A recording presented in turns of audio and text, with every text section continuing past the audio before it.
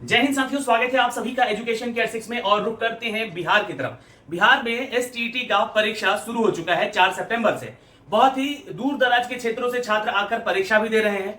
कोई अन्य राज्यों से है तो कोई अन्य जिलों से है, जो कि अपनी परीक्षाओं को संपन्न करने के लिए अपने सेंटर्स पे जाके अपनी परीक्षाएं दे रहे हैं। उसी बीच कल मुजफ्फरपुर का एक सेंटर पकड़ा गया, जहां पर चोरी करते हुए, क्योंकि वहां पर सेटिंग चल रहा था और ऑनलाइन में सोचिए कि ऑनलाइन जो एग्जामिनेशन है कितना सिक्योर रहता है, लेकिन सिस्टम को हैक करके आपके एग्जाम कोई और दे रहा है बैठकर। यानी कि ये चीज तो प्रूफ होता है कि आप पैसा दे दीजिए और अपने दूर दराज के क्षेत्र गांव में बैठे रहिए, अपने बाप दादा का पैसा पे कर दीजिए और आप गांव में बैठे रहिए, आपका रिजल्ट आपके हाथ में आ जाएगा। ये चीजें तो प्रूफ हो गई हैं, क्योंकि ये मुजफ्फरपुर का जो मामला है, जहां पे आपका परीक्षा केंद्र एक जो कि स्थगित कर दिया गया है, जिसके बारे में हमने आपको कल भी बताया था। अब यहां पे ये चीज तो क्लियर है कि ये परीक्षा जो है उन्हीं के लिए कराई जा रही है जो कि इसका एग्जाम का पैसा भुगतान किए हैं। ये एक शिक्षक बनने की प्रोसेस है, जहां पर एसटीईटी का आप एग्जाम देते हैं। आपको एक पात्रता परीक्षा जन्म तक के लिए, है ना, कि लाइफ टाइम के लिए आपको ये पात्रता परीक्षा का एक सर्टिफिकेट दिया जाता है सरकार के द्वारा, जिससे कि आप जो है शिक्षक भर्ती में कहीं भी इसके बिहाफ पे परीक्षा में बैठ सकते हैं कि आपने एसटीईटी क्लियर किया है और क्लास 9 से लेकर 12 तक के विद्यार्थियों को पढ़ा सकते हैं। लेकिन इस सेटिंग का क्या मतलब है?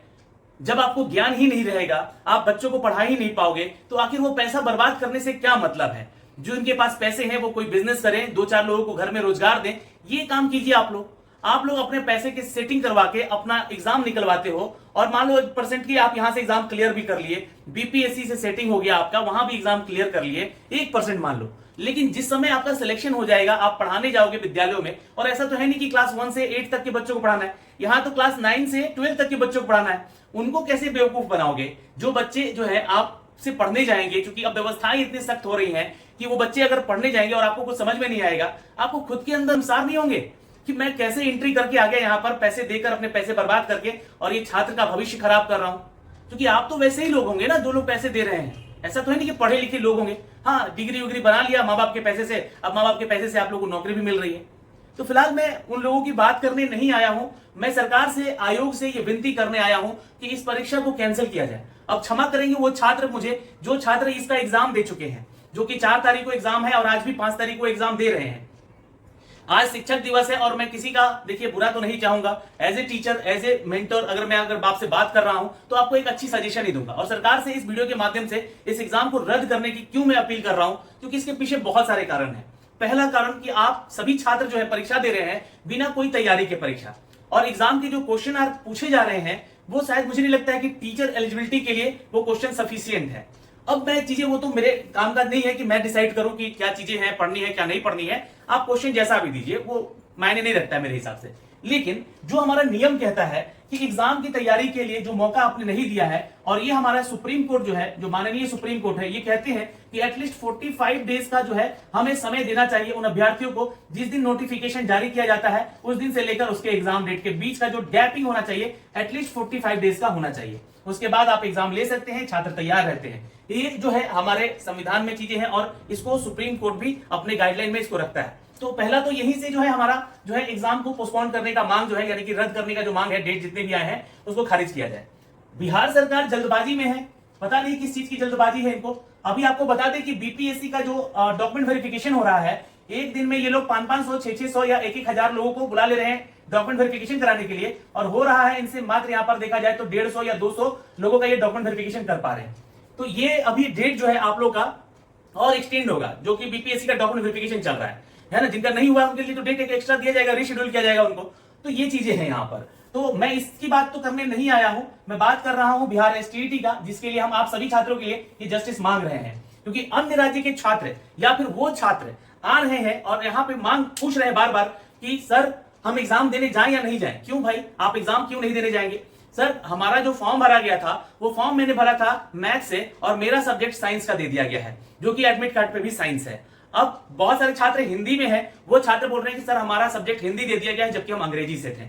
और बहुत सारे छात्र ऐसे हैं जो कि बोल रहे हैं कि हमारा सब्जेक्ट हिस्ट्री है और हमें जो है यहाँ पर सोशियोलॉजी या अन्य कोई विषय से एडमिट कार्ड दे दिया गया है। तो ऐसे में छात्रों की संख्या जो है ना काफी है, हजारों में है, मतलब कि 10-20 हजार से भी ऊपर है ऐसे छात्रों की संख्या।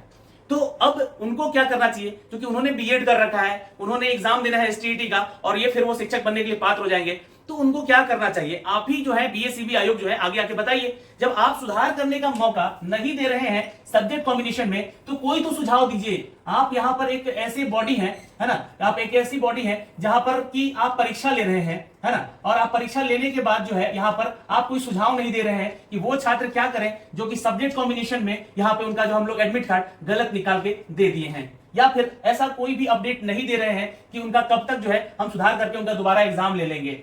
फिर भी एक छात्र और उठकर मैसेज करते हैं कि सर हमारा एडमिट कार्ड कब आएगा। अब ये एडमिट कार्ड क्यों मांग रहे हैं, बहुत सारे ऐसे छात्र हैं जिनका एडमिट कार्ड निकालने के बाद एक मैसेज पॉपअप होता है जिसमें लिखता है कि your application is incompleted, your application is incompleted. तो ये मैसेज किसके बिहाफ में लिखा जा रहा है, इसकी बात को आकर जो है आप लोग सुझाव दीजिए। जो बीएसईबी है यहां पर इनका एडमिट कार्ड नहीं आया है, ऐसे में भी इन छात्रों की लाखों में संख्या है ना, हजारों में संख्या माफ करेंगे, है ना, जो कि इसका फॉर्म भरे हैं, इनका पैसा भी चला गया है। चलिए पैसे की कोई बात नहीं है, लेकिन इनका एग्जाम कब लीजिएगा ये बताइए। और यहां पर जो एग्जाम की तैयारी करने के लिए है इसके लिए मौके दीजिए ताकि एग्जाम फिर से तैयार होकर अपनी परीक्षा की तैयारी कर सके। और ये परीक्षा हम लोग जो है ऑनलाइन नहीं ऑफलाइन मोड पे चाहते हैं। जी हाँ, क्यों, क्योंकि अभी हमने आपको शुरुआत में एक एग्जांपल दिया कि छात्र पकड़े जा रहे हैं, मुन्ना भाई ऐसे मुन्नी बहनें जो है वो पकड़ी जा रही हैं सिटिंग करवाने के चक्कर में। तो हमारा ये ऑनलाइन वाला सिस्टम हटाइए, ऑफलाइन ही लीजिए, आप ओएमआर बेस ही लीजिए, और जो आप परीक्षाओं में कड़ाई रखते हैं उस परीक्षा की कड़ाई वैसे करके लीजिए ताकि सभी छात्र जो है यहाँ पर पेपर लीक नहीं करा सके और सभी छात्र जो है सही से एग्जाम दे सके। किसी का सेटिंग करवाना, चलो 1-2% आखिर वो लोग आते कहां से हैं जो कि ऐसा काम करवाते हैं, और आप लोग उसमें मतलब उनको एक तरह से मौका दे रहे हैं क्योंकि आपकी दी हुई संस्थानों में सेटिंग हो रहा है, वो पकड़े जा रहे हैं, तभी तो वो मामला अखबारों में आ रहा है।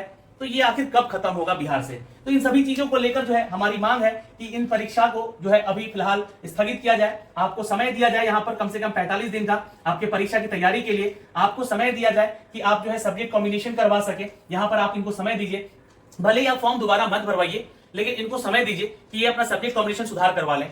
वो छात्र भी यहाँ पे पूछ रहे थे कि सर हमारा जो है यहाँ पे 2 सितंबर का फॉर्म भरवाया गया है ना, 2 सितंबर को, जो कि ओवर एज वाले हैं, है ना, ये ओवर एज वालों ने अपना केस जो है हाईकोर्ट ले गए थे, तभी ये इनका मामला सामने आया। और जब अब इनका मामला सामने आया तो इनको मौका दिया गया फॉर्म भरने का, 2 सितंबर को फॉर्म भरा गया। अब इनका एग्जाम कब होगा इसके बारे में भी कोई अपडेट नहीं है यहाँ पर। तो मैं पूरे सिनेरियो को देखते हुए यहाँ पे सिर्फ जस्टिस मांग रहा हूं उन अभ्यर्थियों के बिहाफ में जो चाहते हैं कि इस परीक्षा को सही ढंग से करवाया जाए, क्योंकि ये शिक्षक पात्रता परीक्षा है, यहां से नौकरी तो मिलने नहीं वाली है। तो आप इतनी जल्दबाजी में क्यों हैं? आप हमें शिक्षक पात्रता ही अच्छे से देने दीजिए ताकि जो एलिजिबल स्टूडेंट है, जो अच्छे से अपना एग्जाम देकर पास करके शिक्षक की बनने की योग्यता आपके सामने रख सके, वैसे आप शिक्षकों को दीजिए। तो ये एक छोटा सा मांग है इस वीडियो के माध्यम से। आपकी कोई भी मांग है आप कमेंट सेक्शन में कमेंट कीजिए। मेरे हिसाब से यहाँ पर ये सारी चीजें हैं। और एक मांग यहाँ पे जो कि मैं हमेशा से बोलता रहूंगा कि अपीयरिंग वालों को भी यहाँ पे मौका दिया जाए। अपीयरिंग जिनका कि अभी हाल ही में रिजल्ट आने वाला है, चाहे वो बीएड कर रखे हो या फिर जो भी छात्र यहाँ पर जो है अभी पीजी उनका फाइनल होने वाला है उनके लिए, तो अपीयरिंग वाले जितने हैं उनको भी मौका दिया जाए यहाँ पर आवेदन करने को लेकर, क्योंकि वो भी जो अपने मामले हैं कोर्ट में लेके जा चुके हैं और ये मामला भी आपका कोर्ट में जा चुका है। जी हाँ दोस्तों, जितने भी मामले हैं ये सभी मामले कोर्ट में जाते हुए नजर आ रहे हैं। इसलिए मुझे जहां तक लगता है कि जल्द ही इस परीक्षा को रद्द कर दिया जाएगा और रद्द करके फिर से नई बहाली यहां से ली जाएगी। तो बीएसईबी ने छात्रों को किया है बहुत परेशान, और अब छात्र के सामने कोई रास्ता नहीं दिख रहा है तो वो उच्च न्यायालय का रास्ता देख रहे हैं। तो फिलहाल बहुत सारे जो छात्र यहाँ पे पूछ ऊपर आयोग के ऊपर जो इस परीक्षा को लेने के लिए आतुर हैं। जय हिंद साथियों, मिलेंगे आपसे अगले वीडियो में और अपना ख्याल रखेंगे। धन्यवाद।